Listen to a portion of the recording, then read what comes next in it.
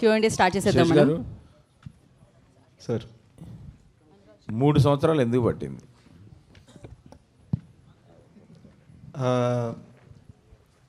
రెండు సినిమాలు కలిపి రాయడం వలన ఒక రీజన్ అండి. అండ్ చాలామందికి తెలియంది ఏంటంటే నాకు జనరల్గా ఎంత టైం పడుతుంది. మేజర్కి చాలామంది కోవిడ్ వలన 3 years పట్టింది అనుకున్నారు. నాకు అంతే టైం పడుతుంది. మేజర్ కంటే ఒక ఇన్స్పిరేషన్ ఉంది, చాలా రీసెర్చ్ ఉంది, అంతా ఉంది. దొంగకి ఏముందండి? I think it is a new genre for me అండి.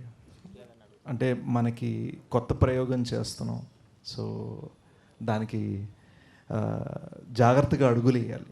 సో ఆ అడుగులు వేయడంలో మనం తడబడకూడదు, తప్పుట అడుగు వేయకూడదు. And most importantly public satisfaction రావడం కోసం చేసే కృషి తప్పకూడదు. So and at the same time 2 సినిమాలు ఒకటేసారి రాయడంతో టైం పట్టింది.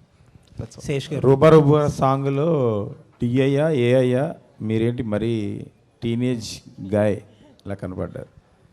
ఈవెన్ మృణాలు కూడా ఈ మధ్యన జోక్గా ఏ అంటే నిజంగా ఏ అనుకుంటున్నారండి problem. But no, it's all genuine. And I feel just side note, AI అనేది కూడా విఎఫ్ఎక్స్ లాగా ఒక టూల్ అండి. సో అల్టిమేట్గా మీరు ఒక మంచి కథ చెప్పడానికి ఒక టూల్ని వాడుకోగలిగితే ఆ టూల్ కన్నా కూడా మీ ఆలోచన ముఖ్యం.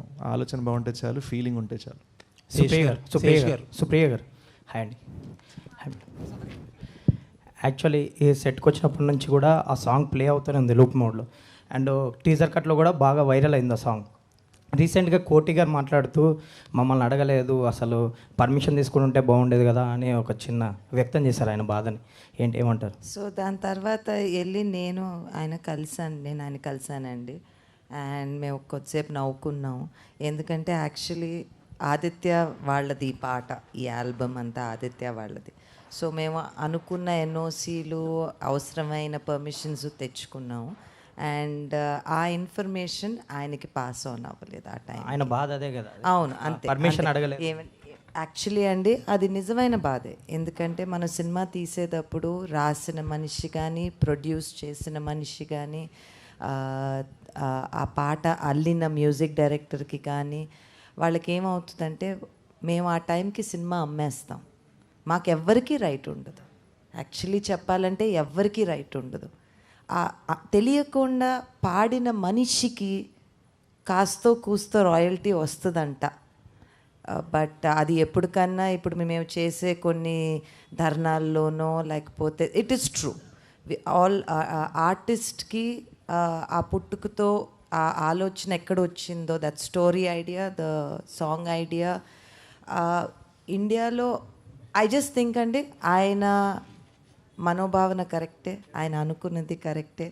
దాని తర్వాత నేను ఆయన ఇంటికి వెళ్ళి ఆయనతో మాట్లాడి మేమిద్దరం ఆయనకు ఇలా కూడా జరుగుతుందా, అలా కూడా జరుగుతుందా అని మాట్లాడుకున్నామండి. So thankfully everything is okay. Sesh గారు సార్, తెలుసో తెలియకో మిమ్మల్ని ట్రాల్ చేయించా లాస్ట్ టైం. ఆ దురంధర్ 2 కంపారిజన్ తీసుకొస్తే కాంపిటీషన్ అని చెప్పి మీరు గోల్డ్ ఫిష్ అని ఒక చిన్న ఎనాలజీ చెప్పారు. అవునవును. ఇప్పుడు అందరూ ఇప్పుడు మిమ్మల్ని జనరల్గా సోషల్ మీడియాలో ట్రోల్ అవ్వరు మీరు.